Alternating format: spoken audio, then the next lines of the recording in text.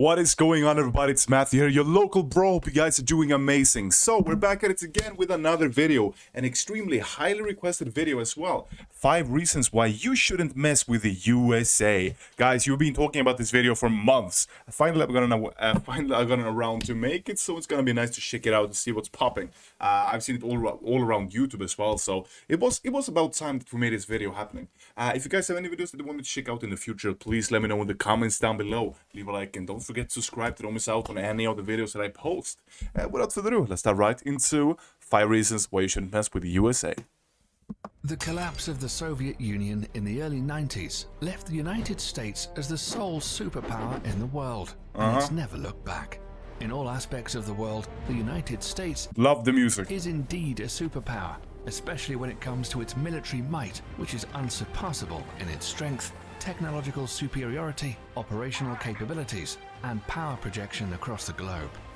In this video, we'll take a look at the 5 top reasons why you wouldn't want to go against the US military establishment. The United States Air Force is the strongest in the world, not only in the number of operational aircraft, but also in technological superiority. Oh yeah? The country currently operates a total of over 15,000 military aircraft, combining all the branches of the military service, including the US Navy, US Army, Coast Guard, and the US Marines. Crazy. As of 2017, the US Air Force alone has a fleet of over 5,300 aircraft, 406 intercontinental ballistic missiles, and 170 military satellites. That's insane stats. Such an arsenal for Greater sure. than any other country in the world. Yeah, I bet. The USA has the largest number of stealth aircraft designed to be silent killers and untrackable by the radar defense systems of most countries in the world. Some of these stealth aircraft include air superiority fighters, such as the F-22 Raptor and the F-35 Damn, they look real nice. I love the design of these Joint aircraft. Strike Fighter, heavy bombers, such as the B-2 Spirit. Ooh. In fact, the United States pioneered this technology in the 1980s with the introduction of the F-117 Nighthawk stealth attack aircraft. Damn, Stealth looks aircraft evil. are designed to avoid detection using a variety of technologies that reduce radar reflection from ground, sea, or air-based radar antennas, thereby reducing its radar cross-section, or RCS. Whoa. This revolutionary technology allows a 5th-generation aircraft, such as the F-22 Raptor, with a max takeoff weight of 83,500 pounds, to have a Damn. radar cross-section of just 0.0001 meters squared, about the size of a bumblebee. That's What's insane. more insane is that the massive B-2 bomber also has the same radar cross-section as the F-22 Raptor. Thus, it becomes extremely difficult to track stealth aircraft. Even if the enemy spots them on their radar scopes, it's a whole other story to successfully track them and register a missile kill. Yeah, I bet. The whole idea behind this technology is to break the chain in which a conventional surface-to-air missile defense system works. It's the same reason countries like China and Russia are also hard at developing their own stealth fighter, the Chengdu J-20 and the Sukhoi Su-57, respectively. These aircraft will allow the US Air Force to assert its air superiority over any battlefield of the future. That's And we all know crazy. that control of these skies is the biggest decider in any war. It is. The next reason why any country going to war with the US military should think twice is because of the strength of the US Navy and its dominance over the world's ocean, Yeah. especially the Navy's supercarriers. The US Navy currently operates 11 nuclear-powered Nimitz-class supercarriers, which is the largest aircraft carrier fleet in the world. The only Navy that can come close in terms of Bro, the production value of this video is insane. technological advancement is probably the Royal Navy of the United Kingdom, but they only have 2 operational carriers. The Nimitz class of carriers has a displacement of over 100,000 tons and can carry a complement of up to 70 aircraft. They're literally crazy. a floating small town in the ocean with its own airport. The Nimitz class carriers in themselves are extremely potent offensive weapons, but the way they operate in what is called the carrier strike groups makes these ships even more deadly. A carrier seldom This deploys is alone. insane. There are always a fleet of surface and underwater assets surrounding them and forming a strike group. These include guided missile cruisers, a destroyer squadron, attack submarines, and other support vessels. Together, they project the power of the carrier and, at the center of the group, forward towards the enemy. While the carrier is carrying Insane. out its offensive role with the use of its air wing, the other ships are responsible to protect its flanks against any enemy attack. This combination of offensive and defensive strategy makes the US carrier strike group almost impenetrable. I mean, then you have the oceans and you have the airspace, and I guess just like the match of these being able to be like have these ships out on the ocean, sending these planes off, gonna be extremely hard to defend against. The United States Navy maintains 9 such carrier strike groups, 8 of which are based in the United States and 1 that's forward deployed to Japan. For over 50 years, this has been the principal element of US power protection, and the Nimitz class of supercarriers are at the center of it all. Despite this, the US is currently in the process of developing a new class of carriers. Look how huge these things are. Called the Gerald R. Ford class, intended to replace the Nimitz class ships. This new supercarrier will be even more technologically advanced and is expected to continue US dominance of the oceans well into the late 21st century.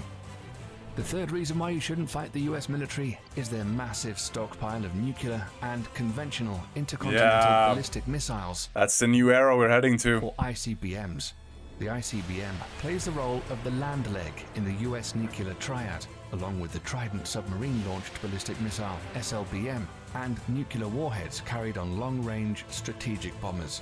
ICBMs are launched from ground-based missile silos, achieving high suborbital spaceflight, approximately 1,000 miles above the surface of the Earth. That's insane. The body of the missile then separates from the warhead, which re-enters the atmosphere and free falls to the assigned target at hypersonic speed. Just imagine the damage this can cause.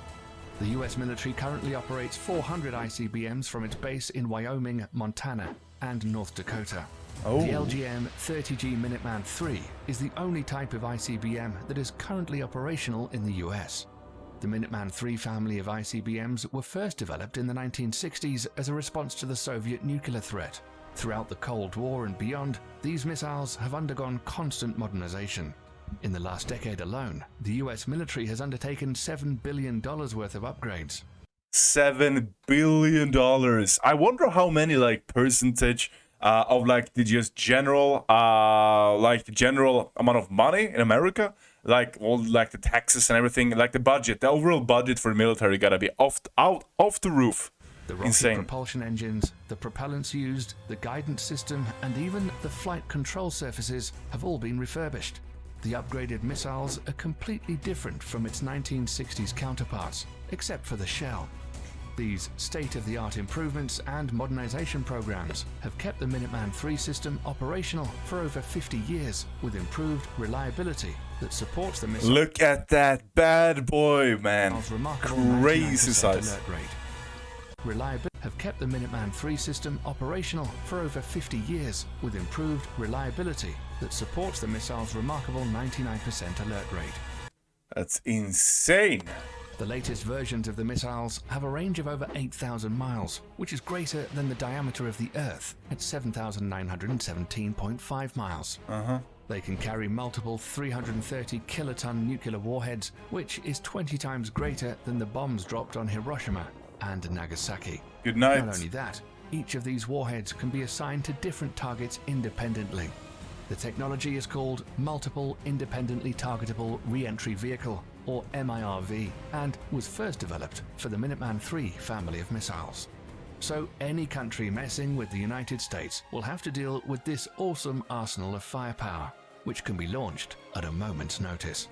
If it weren't the ICBMs or the stealth fighters raining fire down on you, it would be precision-guided munitions, or better known as smart bombs or PGMs instead. It's insane. This is another big reason why not messing with the US military is a good idea.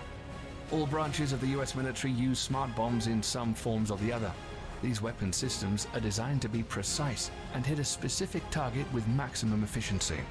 These bombs are... You just gotta, admire the whole technological science aspect of this. Just imagine the years, the tens, the hundreds of years of research to even develop these things. No matter what your opinion is on war, just of a engineering standpoint, this is just fascinating. How humans even can create these things. Are so effective that during the First Gulf War, PGMs comprised only 9% of weapons fired, but accounted for 75% of all successful hits. Since then, for the US military at least, the days of normal artillery shells and unguided bombs are long gone. Nowadays, the military uses PGMs from air, ground, and sea. Yeah. Precision-guided munitions come in various forms and use different kinds of technologies to achieve precise hits. A large majority of PGMs use the Global Positioning System, or GPS, of satellites to guide their trajectory to target. However, sometimes this becomes a problem, as GPS coverage is not always reliably available everywhere across the globe, or bad weather conditions can hinder operations. Thus, the Office of Naval Research, the Naval Surface Warfare Center, and the Army Research Laboratory have all coordinated to develop the first ever artillery-fired smart munition that will not use GPS guidance. What does it use then? The project is known as Moving Target Artillery Round, or MTAR for short. The MTAR shell can be guided onto stationary as well as moving targets in both land and sea, using a combination of guidance technology. The best part is that these shells can be fired from the existing M777A2 155mm towed howitzer and the M109A7 Paladin integrated management self-propelled 155mm artillery systems already in use by the US military. Just imagine the power in these things. Shells will also feature an extended range of 40 to 60 miles using rocket boosters to propel them. Crazy. Once finished, it will afford the US military another potent weapon system that outclasses others around the world. Remarkable. Lastly, the fifth and final reason why you shouldn't fight the US military is drones. We're all familiar with what an unmanned aerial vehicle or drone is and what it's supposed to do.